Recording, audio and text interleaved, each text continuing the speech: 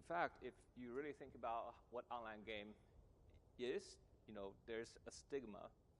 I think a lot of this has to do with the fact most of the video games, in the first 30 years of the history of games, they're focusing on simulating physics. And the maximum feedback you can get from a physics simulation is destruction. And a lot of the successful franchise really sell people on this power fantasy. If I'm a student in school, I'm not free, I cannot drive, I cannot go out to places, and games fulfill that fantasy quite well. The problem is when most of the video games is about power fantasies, you would expect people will have a civil and gentle interactions like on the street. But most of the video game interactions you would run into is this, right? That's the maximum feedback you could get from a physics simulation of two people. And because of that, there is this competitive emotion that leads to somewhat of antisocial behaviors, well known as harassment. If you grew up, you know what harassment is. But that's not how we are only capable of as gamers, because Star Wars has taught us that we are capable of both good and evil as humanity. There's many sides of what we are.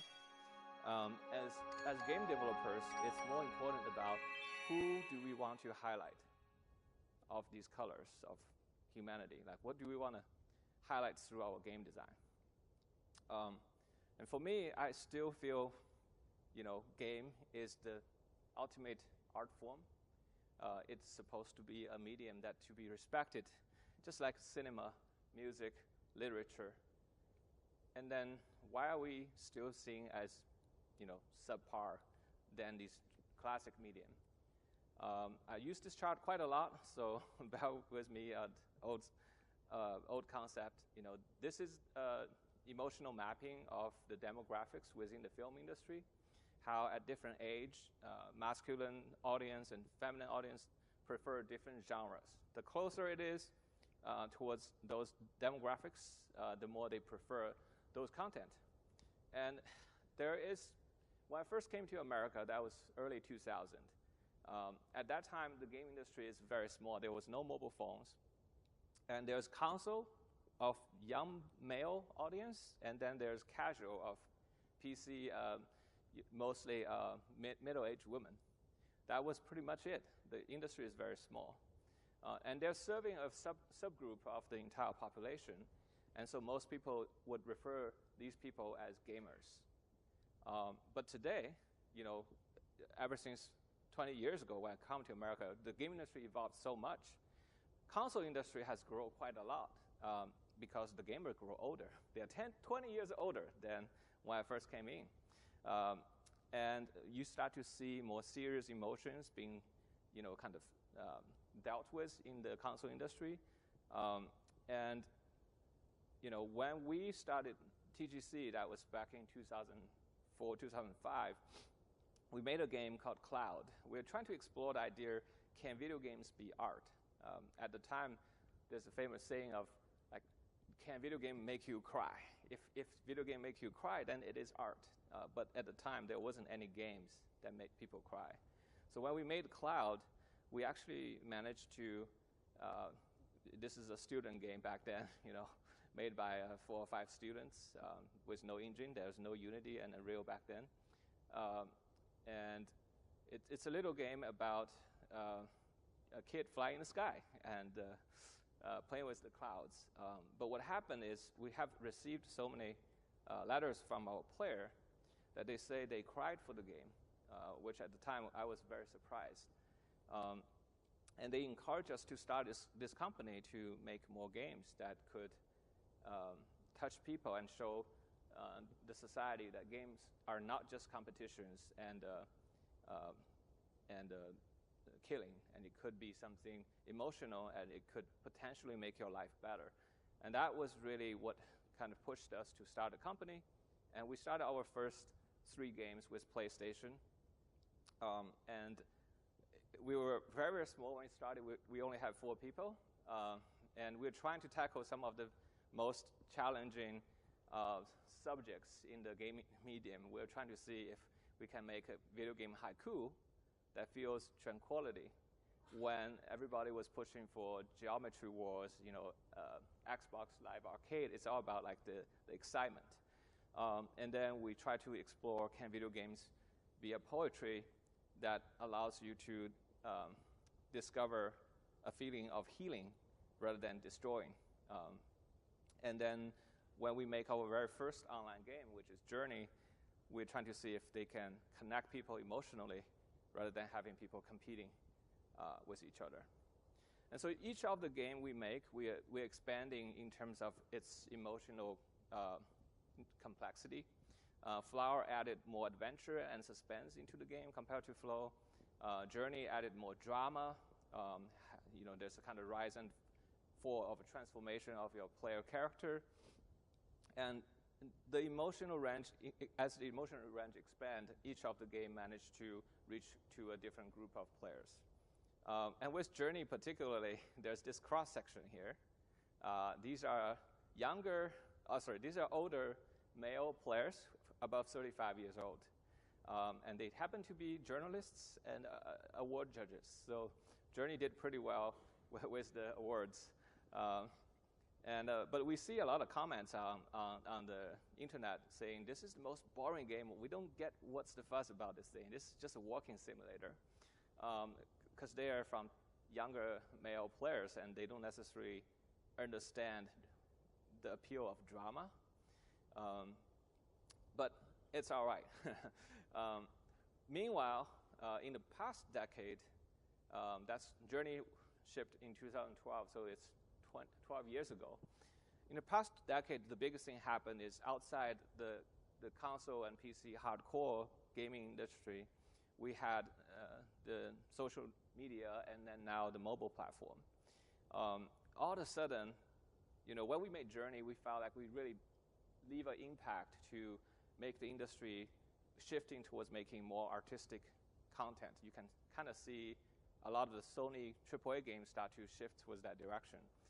But meanwhile, 10 times more people start playing games, and they have no idea what's going on the PlayStation. And their impression of games is, Angry Bird. And we felt like the battle we've been trying to fight, to push for, is to make game more appeal as an artistic form, has been set back because of so many new players just came in. And I look at the history when other medium was seriously respected as a form of art. There's a turning point. For animations, for example, before Snow White, Disney was making all kinds of cartoons, and at the time, animators are referred as cartoonists and Looney Tune artists. They are seen not as art; they are like for kids, right? And once Snow White came out, the target audience suddenly shifted from just kids to both the parents and the kids, all ages. And from that point on, people start to recognize hand-drawn animation more like a form of art. And the same history kind of repeats to digital, like computer-generated images for animations.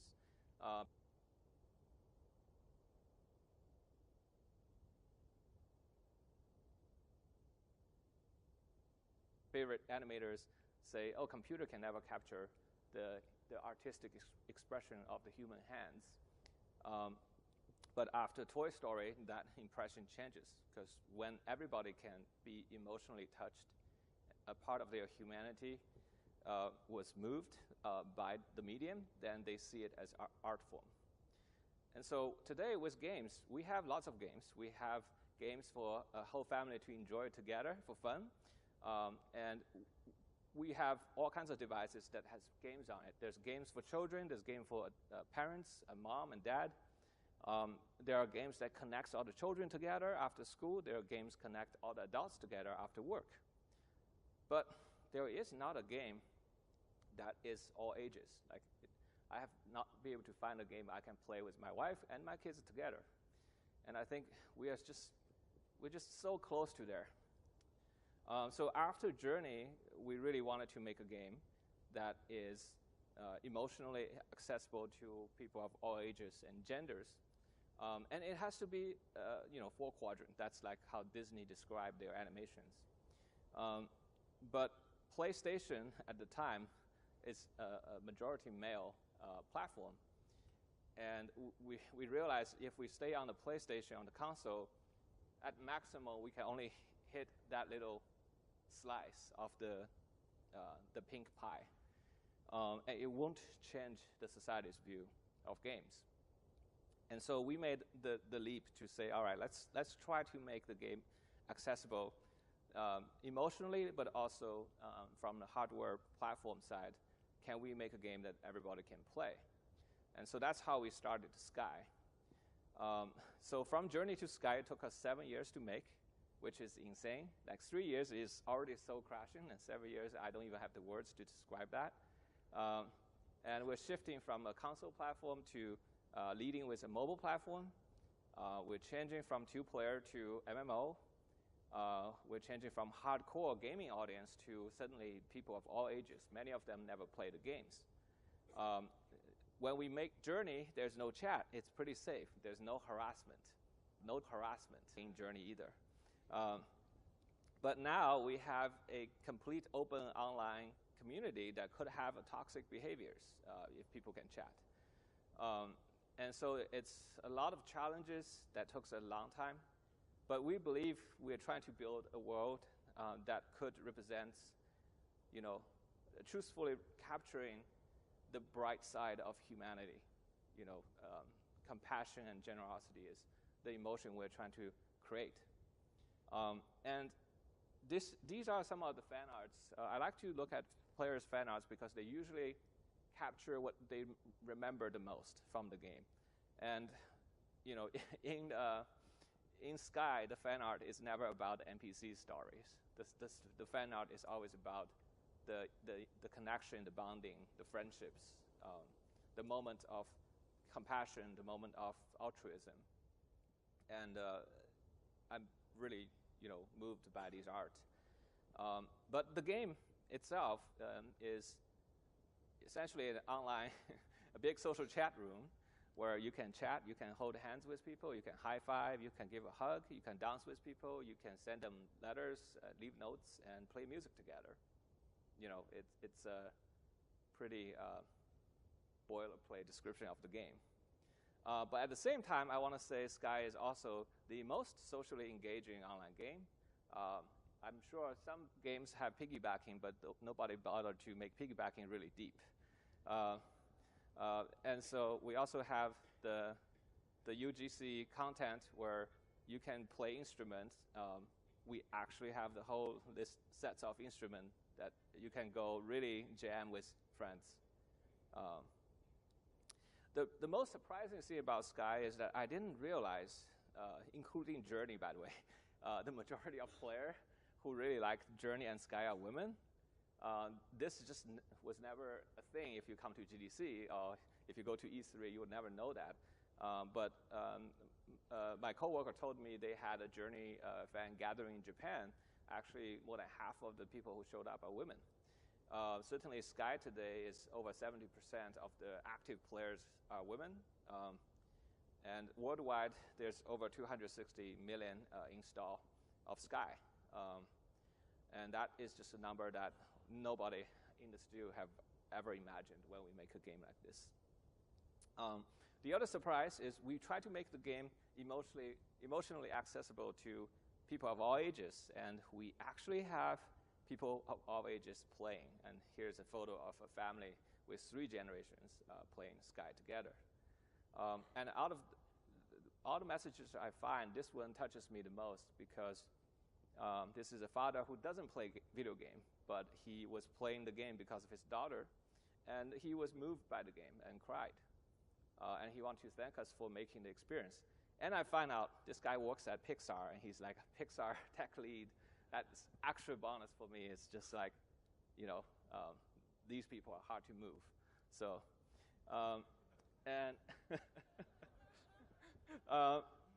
but on the other hand, among the community, these are the 2 things I find quite proud. The first one is, most of us who made Sky, we're introverts, so we don't like hang out with people. So when we go make online games, we want to make sure it's actually friendly for introverts. And the second part is they told us that our community on Discord is the most wholesome, according to the community.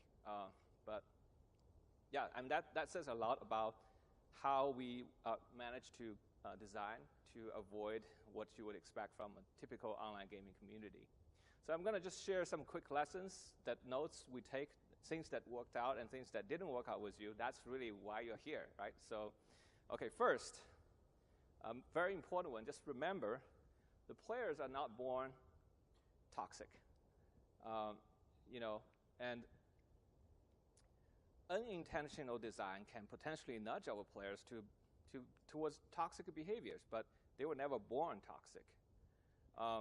So, number one, our behaviors are shaped by our environment. I'm sure everybody have heard of Stanford prison experiment.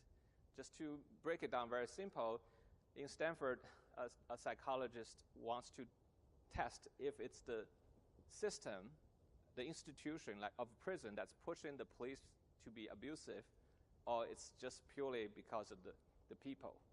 And so they recruited the same group of college students with the same background and given them roles of prisoners and guards.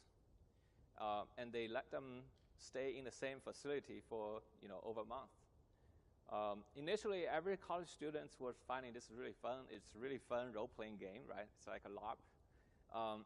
But over time, they start to behave just like the real prison, where abuse start to happen.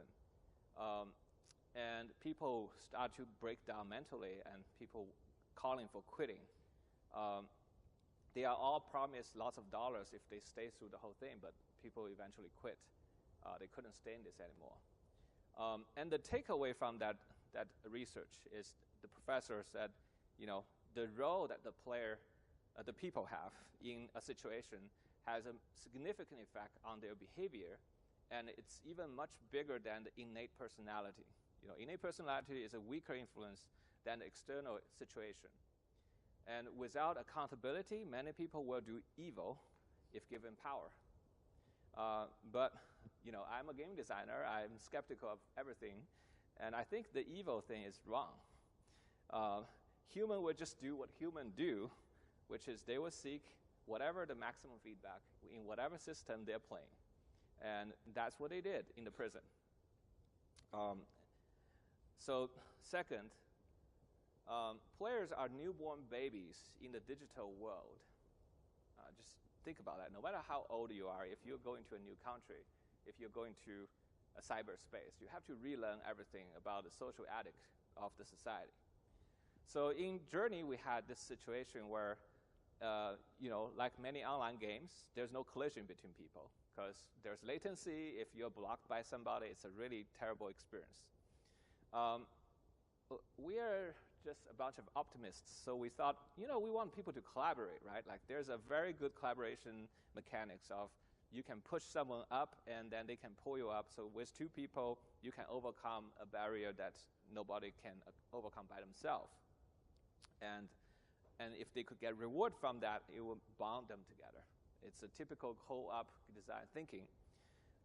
What happens is once we add the collision, the people are not using it to help each other, but instead they want to push each other into extremely maximum feedback. And so this happened even in our own internal playtest. My CTO was killing me and was dancing around me rather than saving me right away because, I'm going to be more agitated that way, right? So he can hear me yelling at him over the office, but that's fun for him. And so we were like, okay, guys, this is a game about helping people. It's about letting people have emotional connections. Let's not just kill each other like in other games. So we tried all kinds of ways. Like we implement a world, trying to kind of condition our players' moral behavior through storytelling. Like the world has a story about people helping each other, and the main story shows people supporting each other. Like we did this in Sky as well, but None of these things, conditioning, don't work. They're babies, so even if you tell them they're supposed to behave nicely, they're still seeking for the feedback. And we see this happen not just between our developers. The tester also developed these toxic behaviors in our game. And for quite a while, I was really thinking, are we really born evil? And so one day, I ran into a child psychologist. I was complaining about these playtests to her, and she just said, oh, you're describing the behavior of a baby. The baby will seek maximum feedback to reinforce their social behaviors, similar to a dog. I don't know if you guys ever raised a puppy. They have these teeny shark teeth that's really sharp, right? So if they bite you, you feel the pain, but they can't really hurt you. You're like, why do they grow this type of teeth? So if they bite hard enough, their siblings is going to bark back, right? So their teeth is teaching them how hard to bite for social interactions. So then you will say, okay, well, maybe if the gamers are kids, let's just give them positive feedback for what they're doing good and giving them negative feedback for what is bad.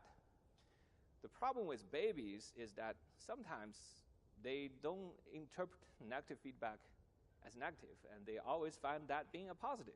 Because, yeah, my parents are yelling at me, that's new, that's very big sounds, I like that. And this happens on the internet all the time, you know. And so what we learned from the psychologist is that if you want a baby to stop doing the bad things, instead of giving them negative feedback, you should try to give them no feedback. And that's a very simple rule, but you can apply that to all kinds of design in the online community. Okay, third, sometimes you have bad moral behavior that developed in your community. Don't worry, you can minimize it through design. So in Journey, in the early days, we had a simple design, those unintentional design, right? In video games, there's resources. If you have resources, you can use that to fly. So that makes you like the resource. There's nothing wrong about that. Every game has this. But when you have two people, they both like the resource, and one person takes the resource and fly, and the other person doesn't have it, these people are thieves. Or worst case situation, they are robbery, right? And during the early days of Journey, people just said, like, why are you making a multiplayer game?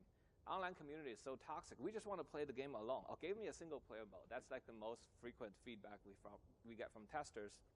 We said, no, we want you to actually connect with each other emotionally. And they were like, no.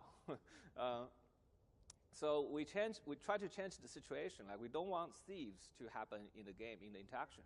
So we made it so that if you fly, the resource you use will come back, and it will drop right underneath you. So technically, you're not stealing anybody's money. And the other person can use the resource to fly as well. But they still hate each other. What we discovered is the time it took for someone to pick up a resource and go all the way to a new location. The time it invested was then stolen by the other player, right? And they're still unhappy even though the resource is still there, right? They thought time is also a resource. So it's becoming very hard to design a game where people don't think each other as thieves. And so what we changed in Journey is like, okay, what if there's just unlimited resources everywhere you go, and you can load up your pocket with resources, right? And then in that situation, nobody hates each other. It's like, oh, you're a fellow bank robber. We're all here robbing that ATM. What a nice, shared interest, right? And so people both can fly with lots of resources. They're happy with each other. It's just that one switch, right? You start to change the behavior of how people see each other. And so in Journey, eventually we removed the collision, not because we can't, but because we want. So there's no feedback for pushing people off the cliff. But at the same time, we create a new feedback where if the people are close, their warmth is charging each other. It's like they're giving each other resources. And that made the player actually really enjoys hanging out with each other because they are getting free money from each other's pocket. right? Why wouldn't you love someone who can give you money, right? And both you can fly, and you like to fly, I like to fly. If I fly, I'm close to you, and this makes player actually feel more comfortable to travel together. Yeah, so from like, I want to play alone, these people are thieves, to, oh, I can't, I'm going to wait for my friends to catch up. The only change is just the environment. They're the same people who's playing the game. So I just want to use this example to show you that it's possible to minimize the toxic behaviors if you see them happening in your games. Work on the design. Okay, the second important lesson is that, Spider-Man says great power comes with great responsibility, right? Well, why would you have great power if you haven't earned it? You should give people power only after they have earned the power. And we need to fight toxicity with barriers. Okay, so what is this? So number one, I think we all would agree that we have the rights to not be pushed with untrusted content, right? Like we all have the rights to not to see or not to hear if the content is terrible for us. But that's not the case. That's not the status quo of our online game. User-generated content usually can be disruptive. In the good case, they're funny, and the bad case, they're hurtful. So in Journey, we have no user-generated content, but just the position of the player. But in a typical online game, you have very smart user IDs. I don't know why gamers like to do that, but it gives you these weird feelings, right, when you read them. And for online games, there's the public chat. And usually it has nothing to do with your game, and usually take you out of the game. And worst situation, you hear somebody using the voice chat, then you really want to run away from this game. And so what we did is we were like, why are these content pushed to the player? We just want people to share a moment. They don't need to see these content, and that's huge distractions. So with Journey, we try to keep everything clean. We only want to have a human to interact with another human. That they coexist and they share an emotional, roller coaster ride. Like they don't need to have these content being pushed to each other. And so, because of the naughty names that people have created in the PlayStation, we actually have to delay the display of the PlayStation ID until the end of the game, when the entire emotional experience is finished. Then we show them the player ID, and you can imagine if you see them initially, the funky bottoms, right? Like, who is this guy, the funky bottoms in the middle of the desert? I don't want to hang out with this guy, right? It would completely ruin the opportunity to connect. So in Sky, we go even more extreme. We basically are really concerned. It's a game played worldwide, of all ages. And I personally have experienced, racism, sexism, even age is being discriminated. I'm 40 years old. The kids doesn't want to know I'm a great uncle, right? So we have to hide all those identities first. We want people to be judged by each other as just a human being. So in Sky, if you have not have a meaningful connection with people, you just appear as a shadow. And the second thing is, names become a necessity in this game because there's so many players. You won't be able to tell them apart if you don't give them a name. In all the other games, you name yourself, right? And that's usually where the bad apple comes. So we decide to switch it, redesign the game where you give names to the other player. And in that way, no one can really force you to read anything you don't want to see, right? And that worked quite well for us. At least we have never heard any report on harassment because someone has a strange name in Sky. The second thing is social firearms needs a permit. Like if you want to run a shotgun, you want to carry a shotgun, you need to get a permit in the real life, right? So why would you give shotguns to babies, in the online game? So what is a shotgun? Social shotgun is the megaphone, right? You can speak in the public channel. and you can say something outrageous, and because you're anonymous, you can get away from it. So early on in Sky, we had these talking benches. Like, we don't want people to talk all the time because that's just too dangerous. So we have these like very short, like 1 to 2 minute bench. You can sit down and have a brief conversation just to see if you like them or not. And then players start to request. They want to say, hey, the bench is too small. Only 2 people can talk. Can you give us 8-player benches? So we put it in the lobby. And then what happened is we have the eggplant boy. He becomes very famous because he always hang out in the social lobby, and just when people are all chatting, on the 8-person seat, he would jump on there and just use many eggplants. And so many people was like upset about this kid because they think the eggplant means something. And so eventually, one of our players went to talk to the kid and befriended the kid and tell her that's not a cool behavior, so he stopped, right? But during that time, he really had a lot of fun doing it because to him, he has total invisibility. Nobody knows his name, and he can just spam people with, well, fun, nasty messages. And so eventually, we had to dial back the public chat benches to just one-on-one. We don't want to give the feedback to a baby, of the potential to spam 7 people at the same time. If you are only sitting down next to someone who's sitting on a bench, you're very less likely to get a positive feedback because that person could be AFK. That person could be a worse person who can talk back to you. So it becomes much less toxic. We are no longer getting reports of eggplant boys.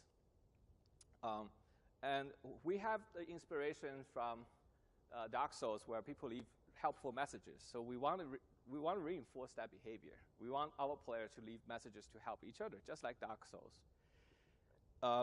The initial results are terrible. It's just like any online forum. You will find many smart text that is either funny or very disruptive. So essentially, if you unfilter the content could be very nasty, right? And creatively nasty on purpose because all the kids are looking for maximum feedback. So how do we control these behaviors is we have to ask our player that, if they want to have this power to push content to a lot of people, they have to earn their permit, right? Just like if you want to own a gun, you have to earn a permit. So how do we do that? So I was talking to a different child psychologist, and I asked her, so how do you correct these problematic kids' behavior in school? Because they would do all kinds of programs with kids. And I was asking her, what's the most effective? And she said, the most effective program is you rally up the struggling kids who have really terrible social behaviors, they're bullies, or they just don't get along with anybody. You rally them up, you sit them together like a 12-step program. You kind of ask them to talk about what they enjoy. And very quickly, they will find connections. You like that? I like that too, right? And then they will bond with each other. And once they build trust, once they find a community and they have friendships, they stop behaving terrible because they suddenly have somebody they care about, and they don't want to appear terrible in front of the people they care about. So really just, to help people is about integrating them back into the community rather than leaving them to be the loner. And so we implement this feature where if you make a content, your best friend will know that content is from you. The moment we implement that content, we see a huge wave on Discord that people are going online to delete their messages because suddenly their friends could tell these smart messages from their best friend. So they clean it up in a day.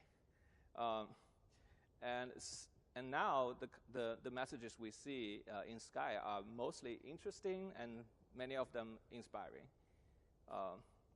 And so the rule we applied for the messages is initially when your friend made a content, there's 3 phases. The first phase is you made the content, and only your close friends can see it.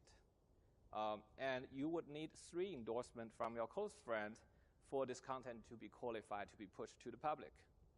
And once it's in the public, if there's 3 people who find this content offensive or harassing, and they can downvote, and then the content will disappear. And that is basically a community regulation, or I would say it's like a social engineered friends regulation. And that ended up working really, really well. And three, I want to talk about how can we protect the player with high barriers. In this case, we are talking about mutual consents.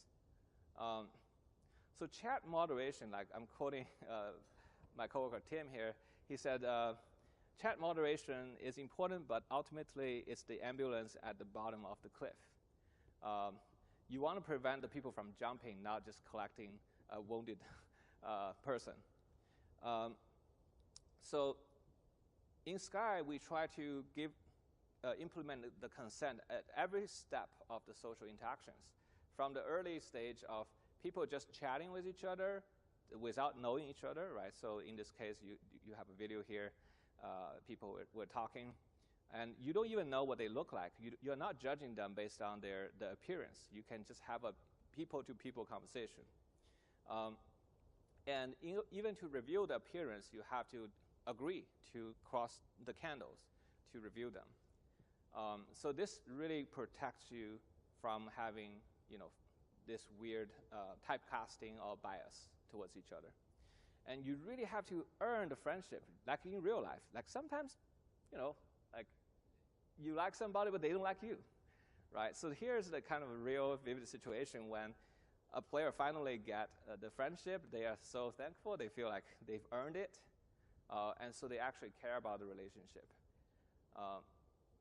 And then that's just the beginning of forming the friendship. But then every step going forward, building the trust and unlock more intimate abilities like hugging, holding hands, and free chat, they all require mutual consent. So if you're being an annoying person or harassing person, then the other person doesn't have to take it. So early on, if you have not unlocked chat, all the messages are masked. You really have to work your way up to build the trust, and eventually to really unlock chatting. That's very kind of counterintuitive for an online game, because everybody was thinking, oh yeah, this is online, so you should have chat right away. You should be able to invite your friends and start to have very close chat. But we are designing it for introverts. Introverts don't have many friends, so it's more likely they are going to make new friends.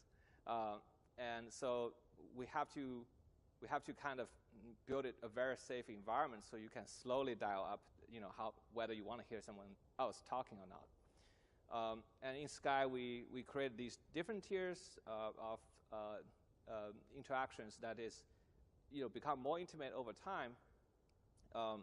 But many people would never go to the second or third tier.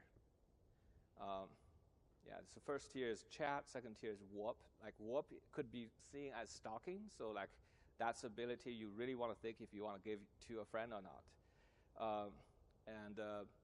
Then there's like a little bit like play fight, that things can be interpreted as aggressive, but will be totally acceptable for close friends, will all come in a much higher trust level. So the higher the entry barrier is, the nicer the people behave socially when they finally enter it. I don't know why, that's just humanity, I think. All right, the third lesson is, once you build a relationship, you want to protect the authenticity of the relationship. Gamification on relationship tend to erode trust and turn relationship into toxic behaviors. Number one is you don't want to mix relationship with rewards. It's like friends with benefits or with profits. That's usually don't go well. And internally, we are talking about designers. Like the players should be motivated to spend time with one another because it feels good, not because they have to or because they have something to unlock. In the early days, we were trying all kinds of mechanics. We're trying to nudge in the player to become friends with each other. What happened is, in the rainforest, we have the rain that's harmful for your health. And so we have umbrellas. We designed a puzzle where if two friends come, they can pray at the shrine. They will get the umbrella for both players. We thought that's such a great idea because it would encourage friends to visit together. But what happened is 2 strangers will come to the shrine. They both want the umbrella. So they added each other. They become friends right there. They get the umbrella, and they break apart. And the next morning, they log online. Who is this person? They forgot. They forgot this person even existed. And then they told me they feel disgusted looking at their friend list, not knowing who are these people. And that was like one of the rare things. What everybody from the place has told me, like, we don't want this. And the gifts should stay as a pure gift. This is another thing we made a mistake. So in the early days, we want to encourage the gifting. So we want to show player how to say, like you can potentially earn hearts by befriending someone else. So heart gift was a byproduct, or it's like a bonus. If you level up your relationship, you get more hearts. But people love heart as a resources, so they want to farm hearts. So we start to see the heart bagger epidemic. So anywhere, it's like, go to any of the train stations or the airport, outside there will be people waiting for you. Hey, you want to be friends? I'm really cute. Let's be friends. And you will just be hoggled by these cute little chibi characters, because usually they get more interest, and they just want to level up relationship to riff the heart out of you. And that was getting so bad. Like everywhere, people is trying to be cute and attractive, but once they get the heart, they disappear. So we have to remove it, right? A gift has to be a pure gift. There's no additional benefits there. And the second thing is, don't tutorialize your relationship with free gifts. Like many games, online games, like to tutorialize. They will give you free currencies, and then you will apply it. You go through the drill and understand how the system works. But in our early prototype, the player will get a free gift every day. They can give out to other people to see what happens. And what happened is, even though the gift is free, the player expectation is not free. If you are giving someone a free gift every day, the day you don't give them the gift, they will like, hey, where's my gift? It's supposed to be free. You're supposed to give to me, right? And it becomes actually toxic. That's just the most weird thing. It's like if you have let's say a homeless person right on the street, and you give them a dollar every Sunday, and on the next Sunday you didn't give the dollar, they will come to harass you, say like, "Where's my dollar?" That's just human nature somehow, but it actually backfired for our community, and our player really disliked those people who's like harassing them for free gifts. So eventually we shifted back. Instead of trying to teach social systems by offering player free currencies to apply on real players, we decided to offer them currencies they can apply on the NPC. So at least NPC don't harass you. And they can still teach you the same systems without making the community toxic. And another one I want to say is like, you need darkness to show light. When we first jumped into Sky, we were very we were very progressive. People hate pay to win, so we want to do the opposite of pay to win, right? We noticed that if you pay in a pay to win game, a lot of times you don't want to tell people that you spend lots of money just to beat other people, because you know you're cheating. Like there's a little bit shame about buying things for yourself. But we find out that if you pay it for the people you love, usually they're very proud to tell you, hey, I took my family to Disneyland this weekend, right? I have this big diamond ring for my, fiance or whatever, right? It's like people are usually not shameful if it's about giving to someone they care about. So initially we were like, okay, let's go 100%. Everything has to be altruistic and everything has to be giving. So we implement a society where you cannot buy anything. And the only thing you can get is if someone gives you something. And that society runs like a paradise for quite a while. I was very happy. Look at how all these people giving each other. But very quickly, I start to find out everybody's like doing you scratch my back, I will scratch yours. Hey, I gifted you yesterday. Where's my gift? You're supposed to give it back to me. And lots of people are actually very toxic about their expectation was not met by the other person. And that was quite eye-opening when we tried it, because we were like, we can control the system, we can change the feedback, but humanity doesn't work like a machine. They are human.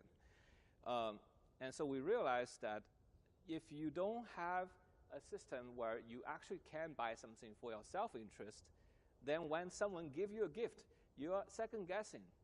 Your question is that gift even is genuine, or are they just simply expecting you to give back to them something? So eventually, when we launched the game, we had to including things that people can buy for themselves, just so that when they choose to buy it for a friend, the friend could trust that is a genuine gift. And that was a very big change when we were doing the design. So what we want is a genuine gift, not just gifting economy. And so today in Sky, you can buy things for yourself. You can also buy things for your friends. When we did the season pass, we did a slight discount. So if you buy it for your friends, it's cheaper. And it certainly made a lot of people decide to buy the season pass together. So 40% of the season pass was bought and sent as gifts. With the event content, that's 100% the same price. You can buy it for yourself, you can buy it for your friend. And 22% of the content people purchase are actually for others. So to me, that is a genuine gift to each other. And one last thing I want to talk about is genuine human connections could save lives. When we work on Journey, we realize vulnerability really leads to human compassion. This is a very social behavior of many social animals. It's a survival instinct. When you are weak and small, you have to rely on working with each other to survive, right? So when the predator, they go around, they're strong and powerful. They usually hang out alone. But sometimes even the big cats, they would work together. And that's only when their prey is even more strong, right? And it's the feeling of risk and the feeling of smallness makes us bond with each other. And the very emotion of awe and vulnerability is what made us human, because we are such a weak animal if we are alone. And that makes us really want to belong, right? These days, one of the biggest depression we feel in the society is the loneliness, that we don't feel we belong to something that's meaningful. And a lot of the friendships and connections are not genuine. It's the surface level things. And just the yearning to belong to something bigger is the most human feeling of them all.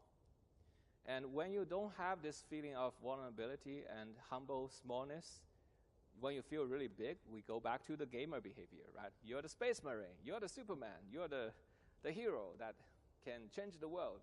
And they stop thinking about connecting with others. And so if we want to make an online community less toxic, we have to rethink about gaming experience. We have to reduce the empowerment online. You know, instead of making games where you just go around killing things, make things much stronger you just can't kill.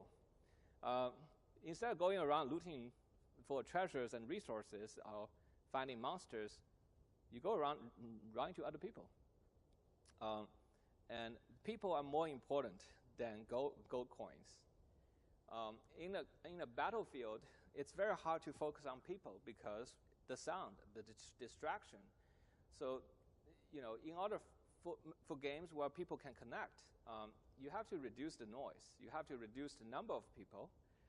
You have to put them in an environment they feel small and, you know, a little bit vulnerable. And suddenly, if you see another person, you're like, oh my God, there's another person, right? Instead of walking on Times Square and just people all pass by you and you're just trying to ignore all of them. So for Journey, we really tested this idea of creating the world that evoke a sense of awe and vulnerability. And the result shows. It creates empathy and compassion between the players. These are the fan arts again of the memorable moments, what they had in the game, is when they supported each other, is when they leave a message for each other. And once you're creating this compassionate moment, a genuine human connection will form. And that leads to inclusive and supportive community. So what is a genuine human connection?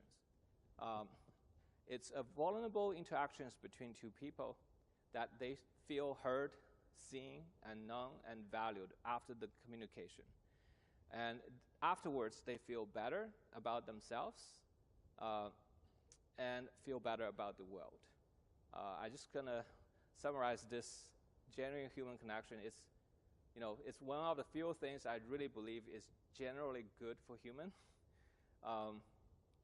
And when we created Sky, one of the emotions I really want to evoke is that we are not alone. And I think most of the artists who make art, they want to connect with people through their art.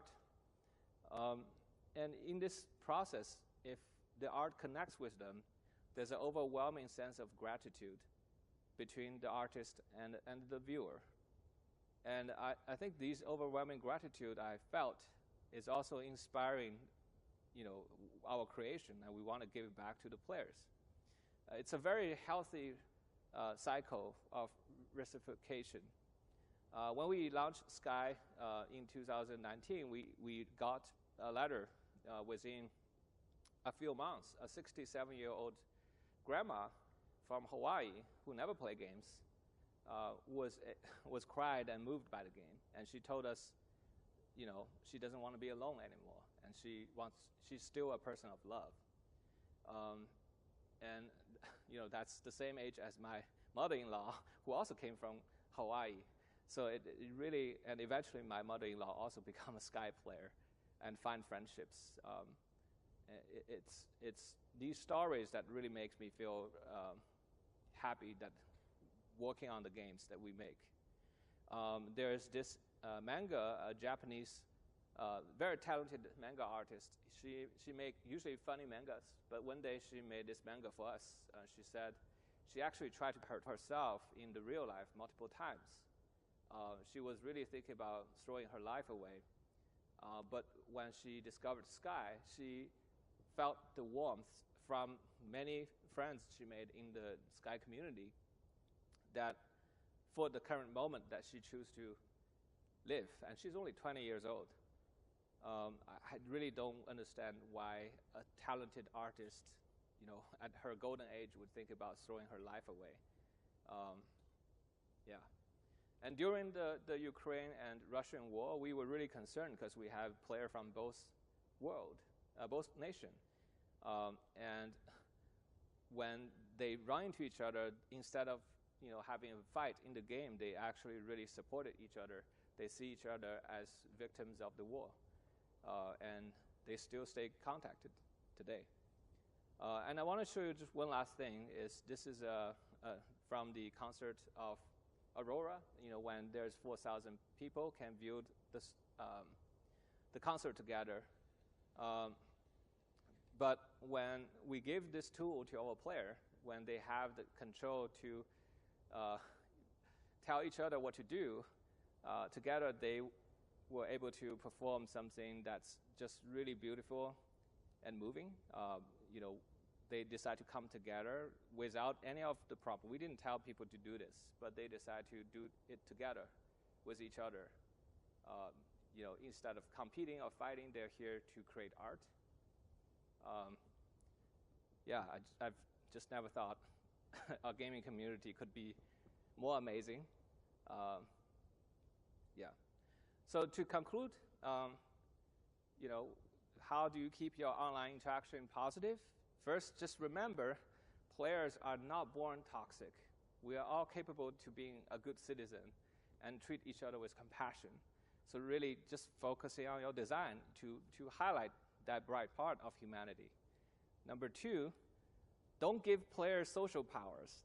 No shotguns for babies, right? They have to earn their trust. And that's how the real society works, and I don't understand why online games don't do that. And number 3, if you build a relationship, don't ruin the authenticity with gameplay mechanics. You know, gamification don't work with relationships. It needs to be genuine. And try to build genuine human connections in your community. It will save lives.